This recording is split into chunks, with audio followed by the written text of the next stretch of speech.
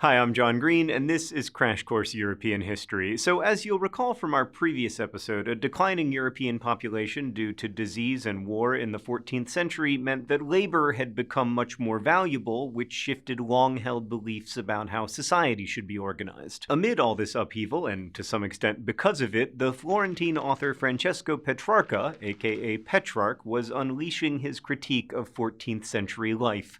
Living, he lamented, I despise what melancholy fate has brought us wretches in these evil years. Oh, Petrarch, are you sure you weren't writing about now? It's almost like people always feel like they live in the worst possible time. At any rate, unhappy with the state of things in his Europe, Petrarch turned to Plato and Cicero and other ancient writers whom he thought of as residents of the Old Age. In fact, Petrarch gave the era in which he lived its name, calling them the Middle Ages, just as his writing and research helped usher in a new age that we now call the Renaissance.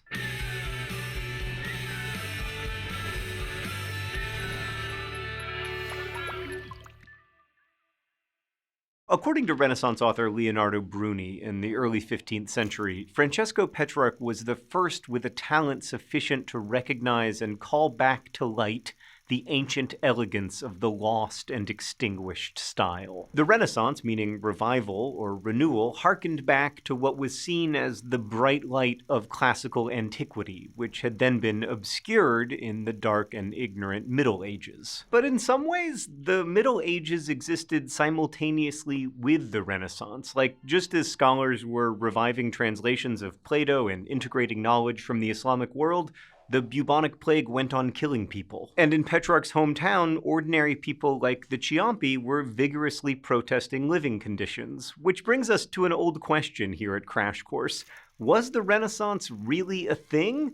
Was it in fact just a continuation of the medieval world, or was it the dramatic change that Renaissance thinkers believed it to be? The writers and thinkers of the Renaissance scoured monasteries for ancient works, initially written or at least influenced by Roman writers.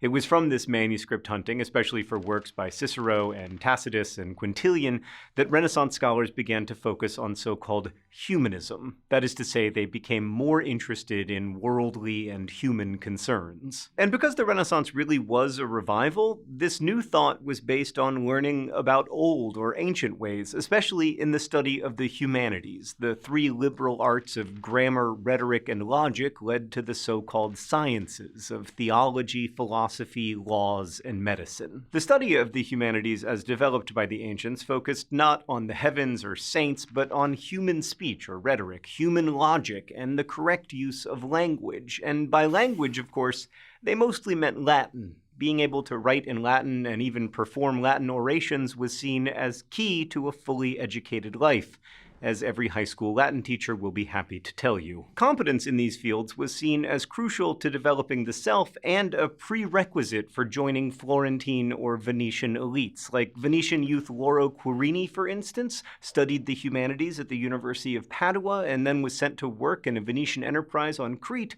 fully prepared for his new job as a commodities trader, although he also worked as a translator and a writer.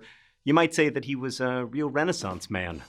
I'm sorry. The Italian city-states were the heartland of the early Renaissance. In these prosperous cities, artists, composers, writers, and scholars thrived alongside the commerce that paid for everything. Urban merchants and manufacturers built a brisk business that brought in products and ideas from around Afro-Eurasia, and some families achieved immense wealth, which allowed them to support the world of Renaissance thinkers and artists in a system called patronage. I would like a phenomenally wealthy patron like Lorenzo Medici. If any of you are out there, I am available.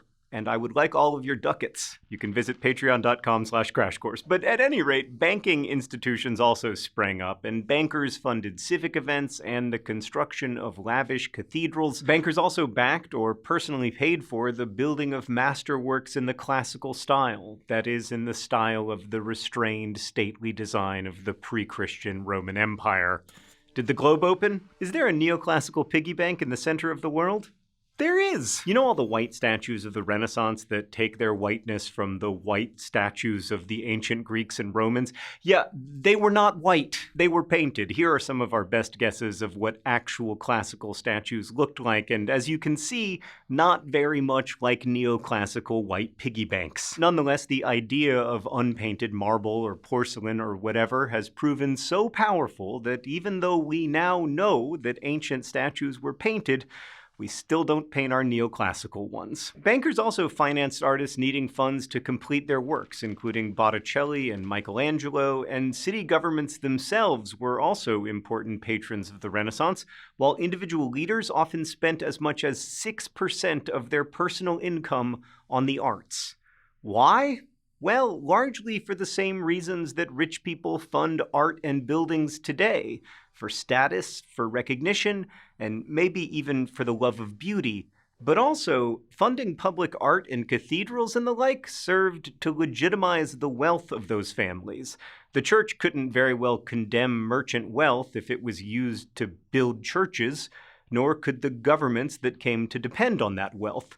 We see this again and again throughout history. Wealth supports institutions that in turn legitimize that wealth. Regardless, in these artworks you can see the paradoxes of the Renaissance. Paganism is combined with Christianity, as it often had been throughout European Christian history.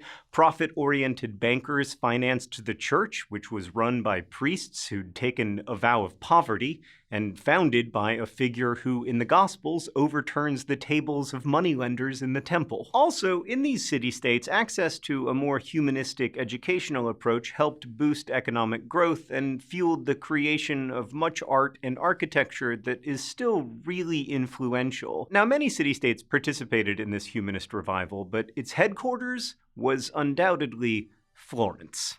Let's go to the thought bubble. Artists at the time were following ancient styles and taking them further. Visual artists like Sandro Botticelli and Michelangelo focused on human dignity and realistic details. Botticelli's portrait of Florentine citizens displayed the distinct features of his subjects, while his depictions of religious individuals show, for example, a plump infant Jesus realistically reaching for his mother's garments. Botticelli's portrait of the long-dead Dante similarly displayed his long, thin, and pointed nose, rather than some idealized formulaic hero. And Michelangelo's David presents truly human characteristics even as it sought to copy ancient sculptural styles. Across the spectrum of Renaissance art, anatomical accuracy flourished, which you can see in Michelangelo's sculptures and also in the work of fellow Florentine Leonardo da Vinci. Both artists, incidentally, were able to render the human form in part because they both dissected cadavers. And nature, as a setting for humans, and thus humanism, was also glorified in Renaissance art, as you can see in The Birth of Venus. Botticelli's painting focuses on the mythical goddess from the classical world, but at the same time, she's about to be clothed in the flowers found in the natural world of the countryside. In short, the artists of the Renaissance focused on situating a realistically depicted human body in both its natural environment and its civic setting. Thanks, Thought Bubble. But amid this prosperity and cultural revival, Florentine history was marked by a succession of economic and natural shocks, class divisions, corporate rivalries, party struggles, conflicts with the church, and especially political crises. And those arose from threats of external invasion, but also from internal tyranny and discontent among the lower classes. Like Venice, Florence took great pride in being a republic, although it was a bit different from contemporary republics and exceedingly unstable. Like, there weren't really elections. Instead, names of members of Florence's guilds would basically be drawn out of a large leather bag, and if your name was drawn, you got to serve on the signoria, which ran the city. And if you weren't psyched about the job, no worries, because new signorias were chosen every 2 months, which might make it seem like a lot of people were able to participate in civic life, but one, in order to be a member of a guild, you needed to be debt-free and male and well-connected, and two, in truth, the lotteries were often rigged, with wealthy families tending to win places on the signoria. Also, there were frequent coups and counter-coups, and the republic would often cease to be republican and at times become downright monarchical. It was all quite Game of Thronesy. One might even say that it was a bit Machiavellian. And no wonder, because the political theorist Niccolo Machiavelli did live in Florence. We'll discuss him more next week, but for now, it's important to know that he saw and suffered through much of this turmoil, including the rise and fall and rise again of the Medici family.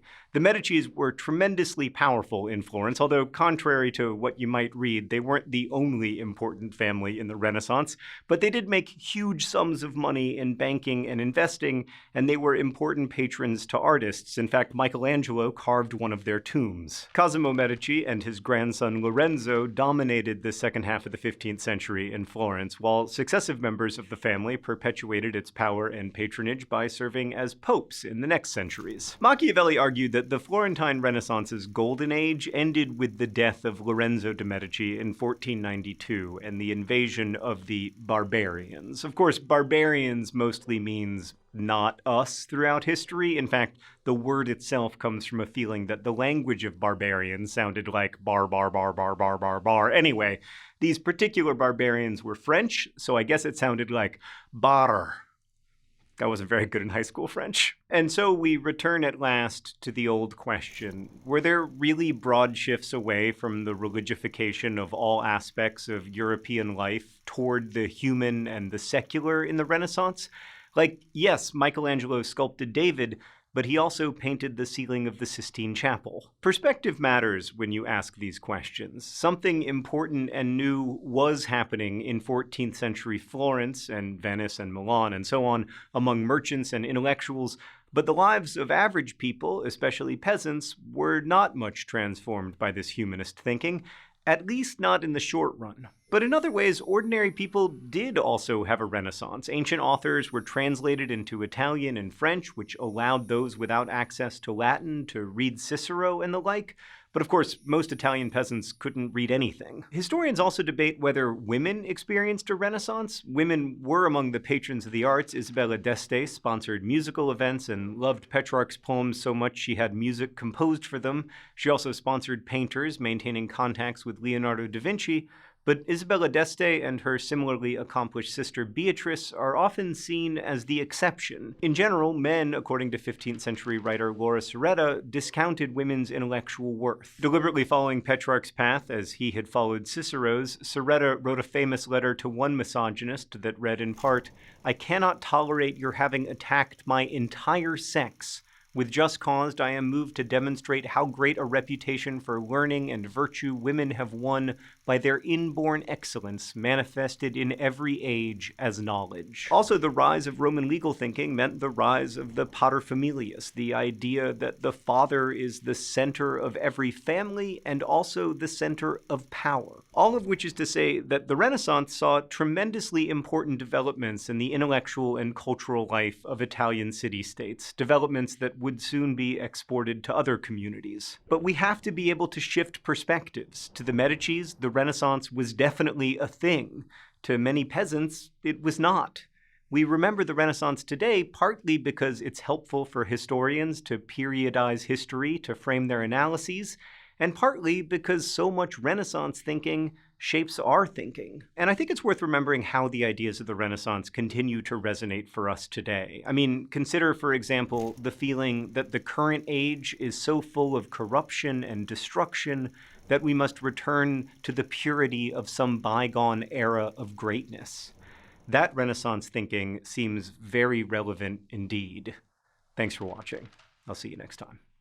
Thanks so much for watching Crash Course European History, which is filmed here in Indianapolis and produced with the help of all of these nice people. Our animation team is Thought Cafe, and Crash Course would not exist without the generous support of our patrons at Patreon.